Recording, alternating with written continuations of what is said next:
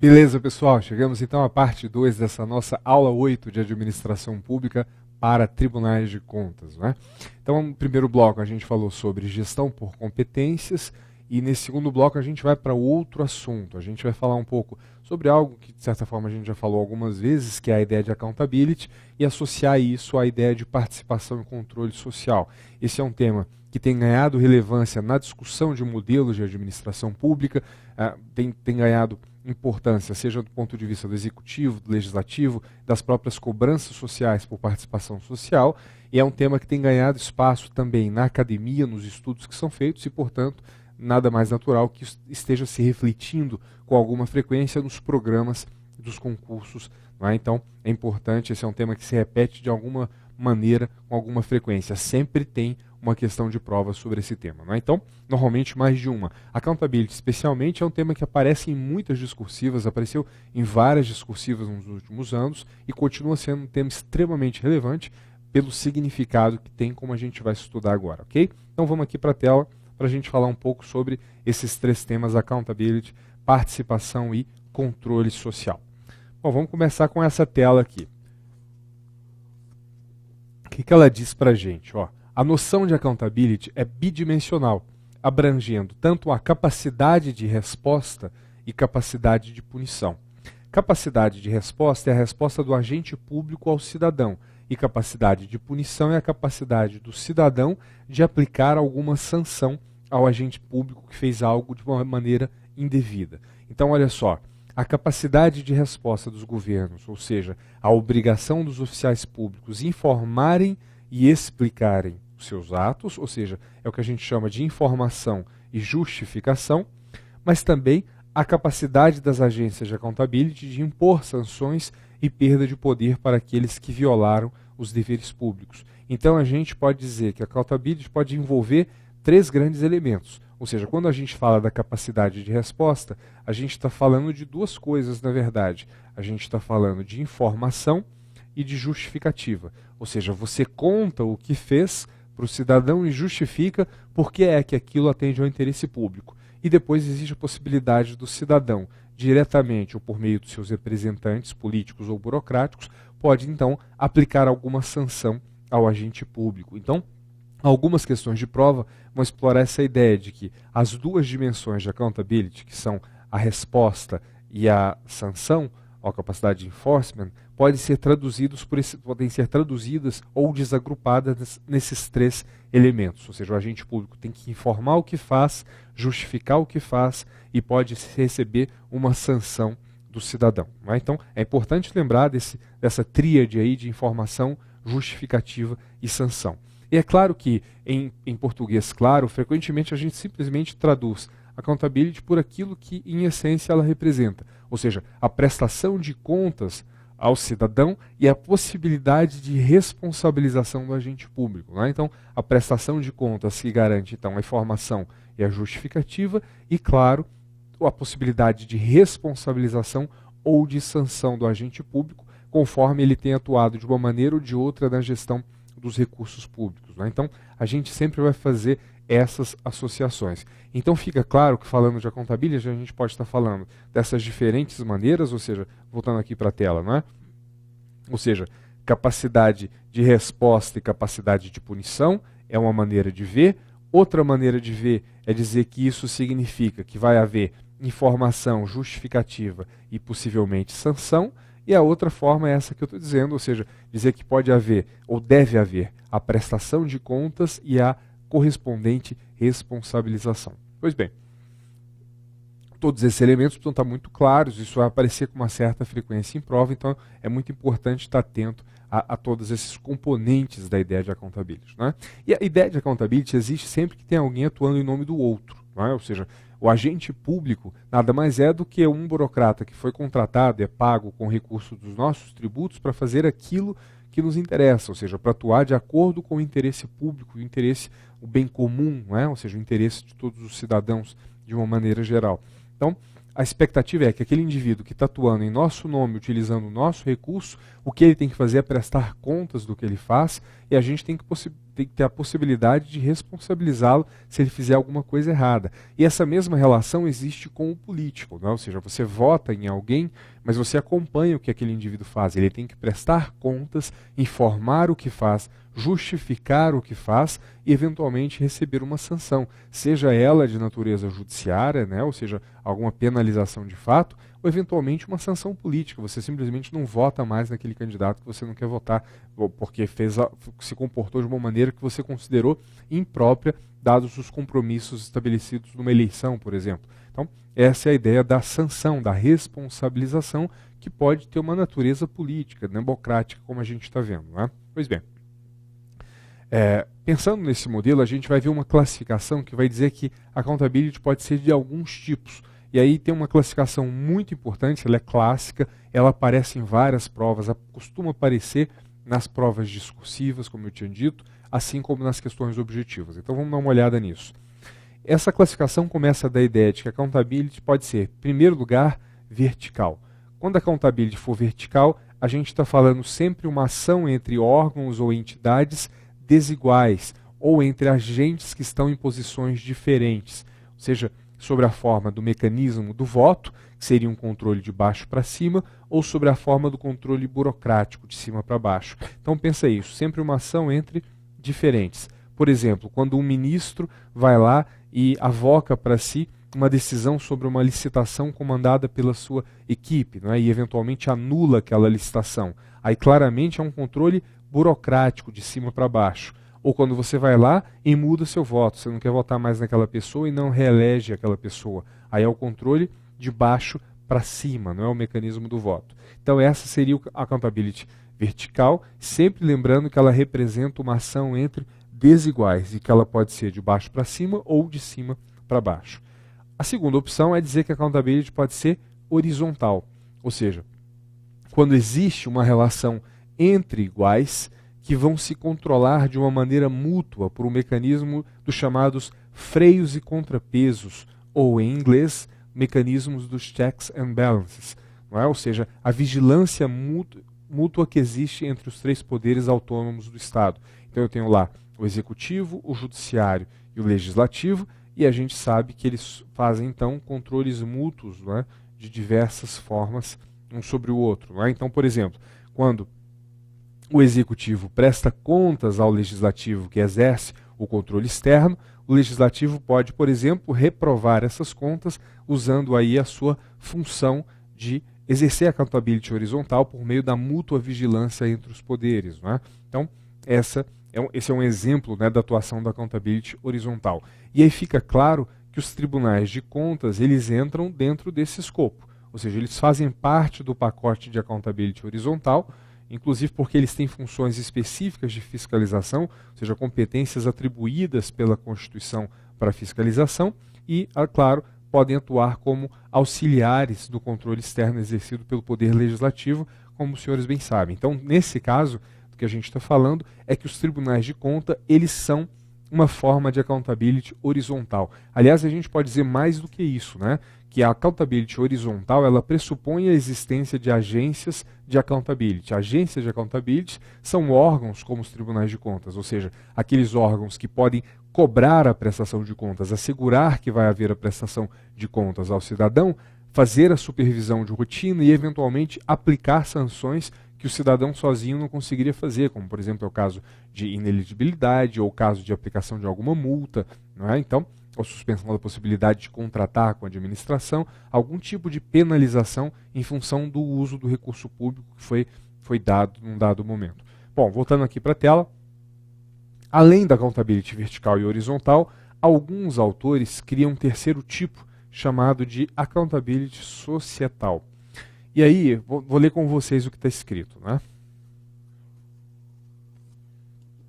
Olha só, uma concepção alternativa de accountability é fornecida a partir de outros recortes e configura o âmbito da accountability societal.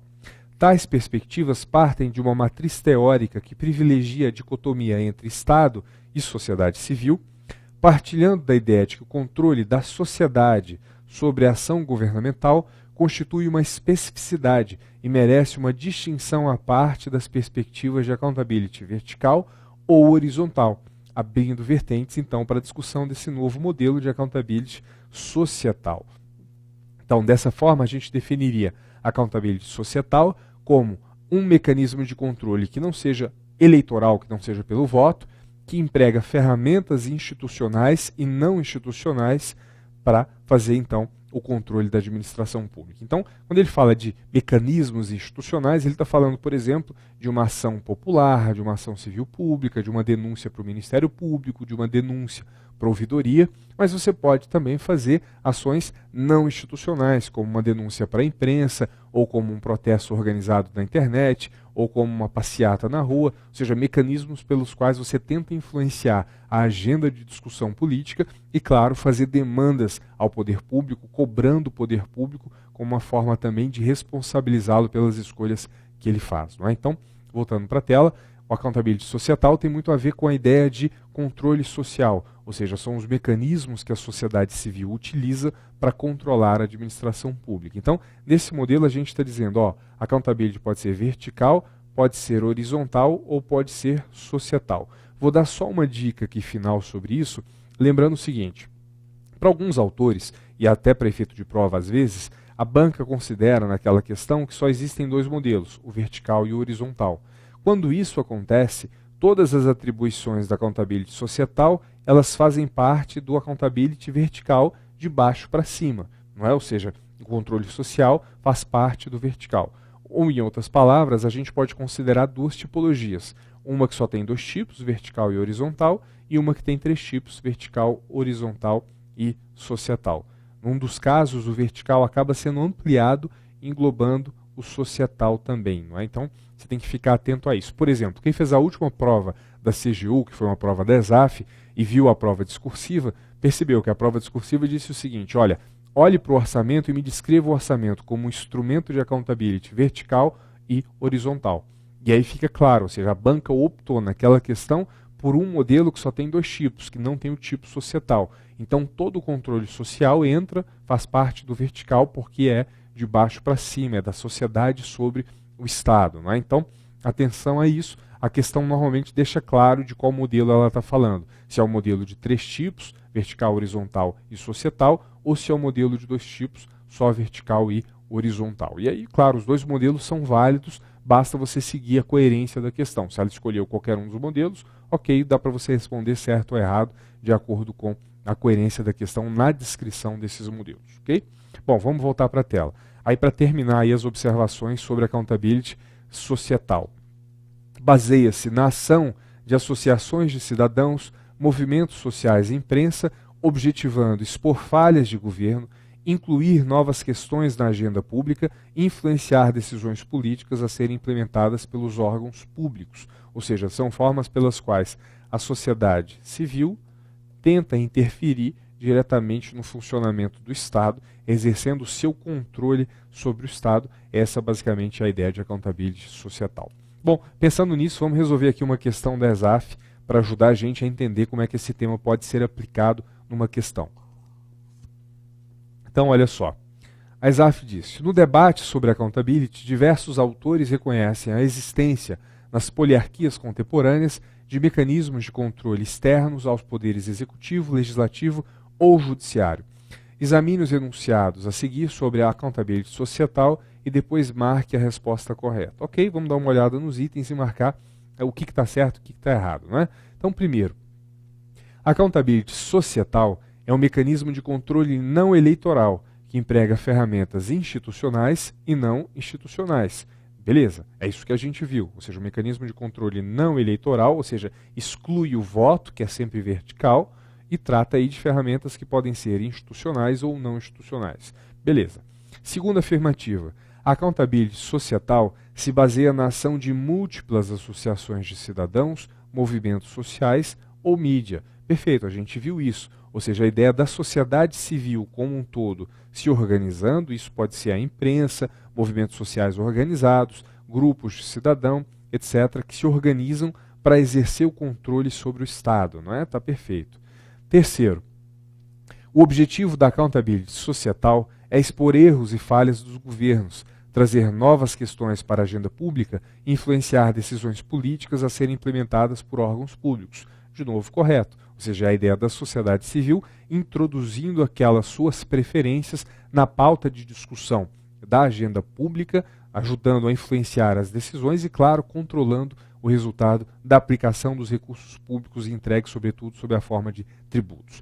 E quarto, os agentes da accountability societal têm o direito e o poder legal, além da capacidade institucional, para aplicar sanções legais contra as transgressões dos agentes públicos. Aqui a gente tem um problema, não é, pessoal? Porque os agentes da accountability societal são as pessoas, não é? Somos nós, os indivíduos. E a gente não tem o direito e o poder legal de aplicar sanções legais contra as transgressões dos agentes públicos. É por isso que quando a gente identifica um problema, a gente faz uma denúncia a um órgão, a gente faz uma denúncia ao Ministério Público, a gente fala com a CGU, a gente fala com o TCU, a gente pode até ir para a imprensa, não é? Ou seja, a gente tenta provocar os poderes constituídos, porque eles sim podem aplicar as sanções legais quando você verifica as transgressões dos agentes públicos. Então, é por isso que frequentemente se diz que a accountability vertical ela é insuficiente, porque frequentemente o cidadão tem muitas limitações, muitas dificuldades para lidar, primeiro para assegurar a prestação de contas e a transparência, né? E segundo, para poder aplicar a sanção adequada, né? Isso envolve algum tipo de análise técnica, demanda conhecimentos técnicos específicos e uma dedicação profissional que normalmente fica a cargo de auditores, é o tipo de trabalho, por exemplo, no Tribunal de Contas, não é? Então a gente viu que das 4 afirmativas, as 3 primeiras estavam corretas e a 4ª estava errada, portanto, voltando para a tela, a resposta aí fica na letra D, somente o enunciado de número 4 está incorreto, é isso mesmo, os outros 3 estão corretos. Não é? Bom, e aí uma questão do TCU, para exemplificar de que forma isso pode ser aplicado na prática, sem utilizar a palavra accountability. Não é? A gente sabe que toda vez que a gente está falando de accountability societal, a gente está falando da ideia de participação e controle social, e uma das formas que a gente tem de participação e controle social mais importantes no nosso modelo de Estado é o chamado orçamento participativo, que ocorre em alguns municípios, em alguns casos com muito sucesso, em outros casos sem tanto sucesso assim. Vou dar uma lida com vocês e a gente discute um pouco a questão. Entre as maiores restrições apontadas em relação ao chamado orçamento participativo, destacam-se a pouca legitimidade, haja vista a perda de participação do Poder Legislativo e a maior flexibilidade na programação dos investimentos. Bom, essa questão não vai estar certa, vamos ver por quê. Quando a gente fala de orçamento participativo, a gente está falando de um modelo em que uma parte das escolhas é definida diretamente pelos cidadãos. Ou seja, você cria instâncias e mecanismos de participação social, se aproximando do mecanismo de democracia participativa, dando espaço para o cidadão fazer escolhas sobre aonde você vai alocar os recursos públicos ao longo de um exercício por meio do orçamento. É claro que, como a legitimidade é um atributo que se relaciona exatamente à cidadania, ao povo, é claro que o orçamento participativo ele é extremamente legítimo, porque você não só faz aquilo pelo representante do povo, mas você faz a escolha diretamente ouvindo a voz do povo. Então essa é a ideia do orçamento participativo ser extremamente legítimo. Por outro lado, ele cria uma dificuldade prática operacional se o gestor quiser mudar as coisas, porque, teoricamente, se o gestor vai manter a lógica de orçamento participativo, ele vai seguir aquilo que foi consignado pelos cidadãos, ele vai respeitar as escolhas do cidadão, então ele tem menos flexibilidade. Então o orçamento participativo ele é mais legítimo ao representar os interesses próprios dos cidadãos expressos de uma forma direta, mas ao mesmo tempo ele é menos flexível do ponto de vista do gestor.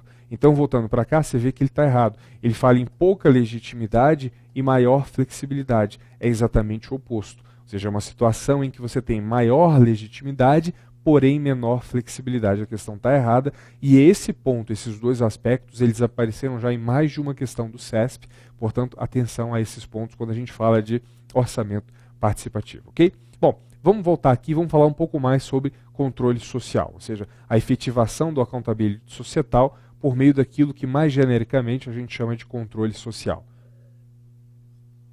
Então, a primeira coisa é a gente ter um conceito à mão para utilizar na hora da prova. Não é? Então, controle social refere-se ao controle exercido sobre a administração pública com a participação da sociedade civil, e aí fica claro que a gente está falando da ideia de accountability societal, ou seja, pessoas e instituições que não estão vinculadas à estrutura governamental, fiscalizando essa estrutura.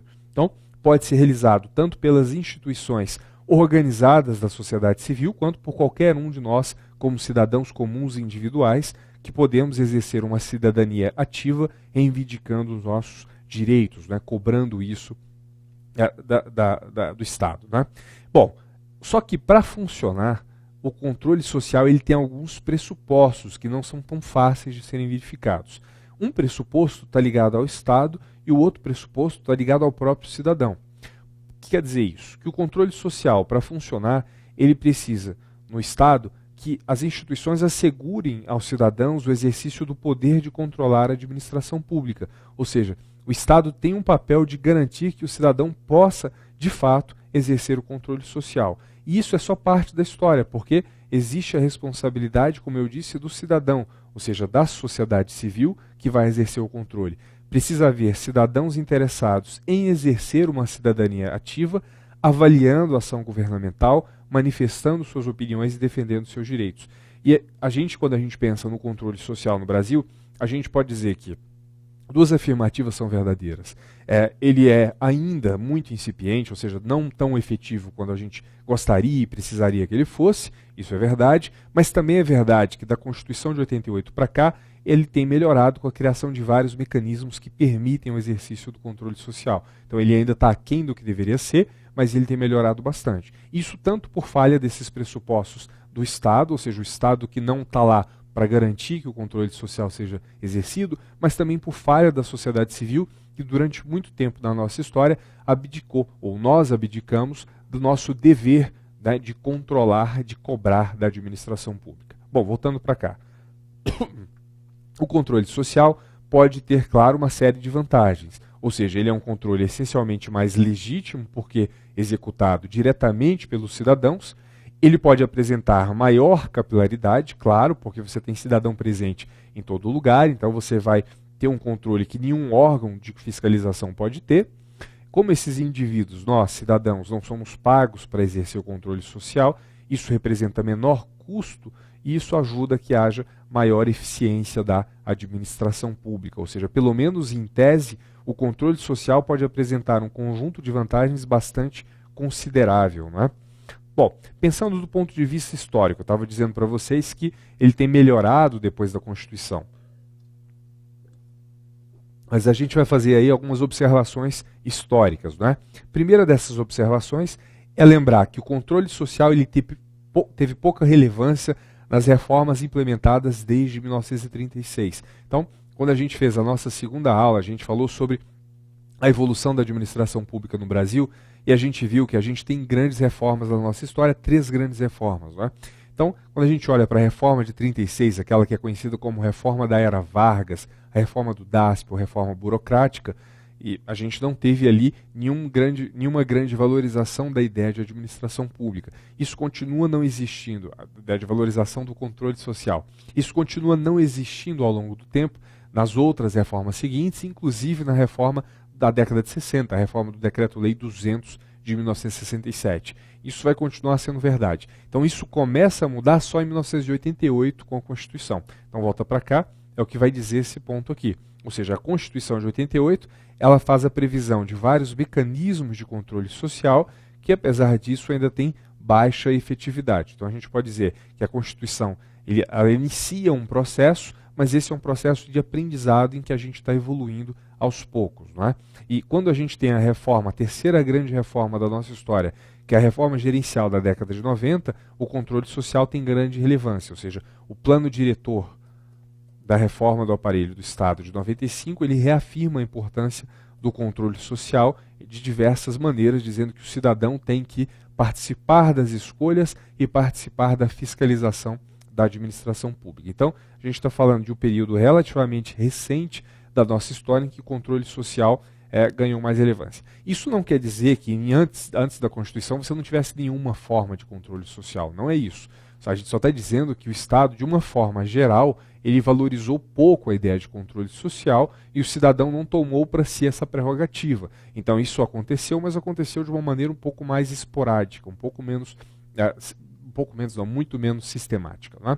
Bom, voltando para a tela, claro, a partir então da Constituição e da Reforma de 95, a gente vem tendo uma aplicação crescente desses vários conceitos ligados ao controle social, como a ideia de publicização, da contratualização de resultados com a própria sociedade civil, por exemplo, por meio das OS, das OCIP, preocupação com os resultados para a sociedade, que necessita de transparência, e a própria ideia que a gente está tratando na aula de hoje de accountability, ou seja, de prestação de contas e de responsabilização. E esses mecanismos de participação e controle social são variados, ou seja, tem já o orçamento participativo, como a gente viu, para que o cidadão possa fazer a escolha da alocação de recursos públicos, mas existem diversos outros mecanismos, inclusive dentro daqueles que a gente chama de mecanismos institucionalizados. Por exemplo, a realização de audiências e consultas públicas para que diversos grupos sociais possam participar da discussão antes da tomada de decisões relevantes pela administração pública, a formação de colegiados públicos, como por exemplo os conselhos, como o Conselho Nacional de Educação ou os conselhos municipais de saúde, a criação de várias ouvidorias em diversos órgãos, em todos os níveis de governo, para aumentar a chance do Estado conseguir ouvir aquilo que o cidadão quer, né? A possibilidade de você fazer denúncias, seja para órgãos de controle, seja para a imprensa, mas de alguma forma colocar algum tema ou alguma crítica em pauta, né, para a sociedade, ou alguma forma de colaboração executiva, ou seja, a sociedade participando da formulação e da execução de políticas públicas por meio das OS, né, das organizações sociais, das OCIP, das ONGs, a possibilidade, por exemplo, do cidadão entrar com uma ação popular, né, judicialmente, ou seja, questionando no judiciário algum ato lesivo ao patrimônio popular, patrimônio público, a fiscalização via entidades representativas, por exemplo, as associações ou entidades de classe, como é o caso da OAB, ou atividades de assessoramento externo, né, em que você tenta ali participar de alguma forma do processo de decisão e de melhoria do funcionamento da administração pública. Né?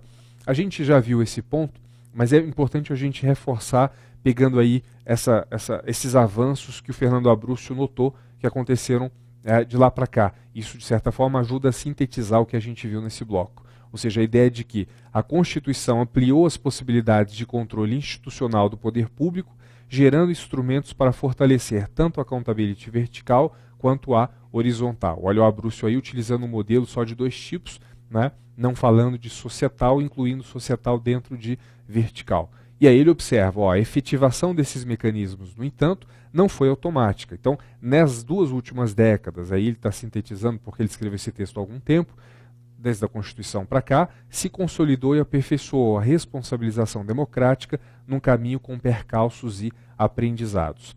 A accountability vertical, ou seja, aquela que vai ser feita pela sociedade, esse modelo dele avançou no campo do controle social.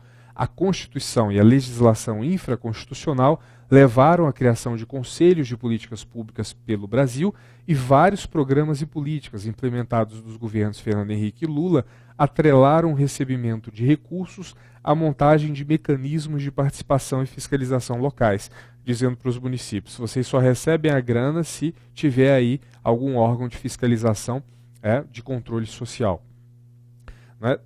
Aqui uma observação final do Abruzzo, ou seja, lembrando que a participação social no plano federal é mais limitada e tende a funcionar melhor no plano local por causa da facilidade do cidadão de ter um acesso e de verificar o que está acontecendo. Né? Também houve, por outro lado, o fortalecimento dos mecanismos de accountability horizontal, especialmente pelo fortalecimento de instituições de controle, e aí ele cita genericamente o Ministério Público, o TCU e a CGU. Aí, pessoal, eu diria o seguinte, né, do ponto de vista do que a gente está vendo, o cuidado grande que você tem que ter é para identificar se você está falando de um modelo que tem accountability vertical e horizontal ou um que tenha vertical, horizontal e societal, como a gente viu no início desse bloco. Isso é absolutamente importante, não só para efeito de prova, mas para você ler e entender qualquer texto. Por exemplo, esse texto do Abrúcio, ele utiliza claramente só o modelo em que há dois tipos, vertical e horizontal. E aí você tem que lembrar, então, que nesse modelo, tudo que está no societal faz parte do vertical. Então, o controle social que a gente identifica tipicamente com a accountability societal, nesse modelo mais enxuto, ele faz parte do accountability vertical. Isso é importante para entender o que Fernando Abrúcio quis dizer aí sobre esse processo evolutivo que a gente tem vivido do controle social nas 2 últimas décadas, que a gente encerra daquela forma, ou seja, ele ainda é muito menos efetivo do que deveria ser, mas ele tem avançado continuamente da Constituição para cá, e é importante a gente consignar esse avanço. Isso pode ser explorado em questões de prova. Ok? Bom, vamos encerrar agora. A gente volta no terceiro bloco falando um pouco sobre comunicação e redes de políticas públicas.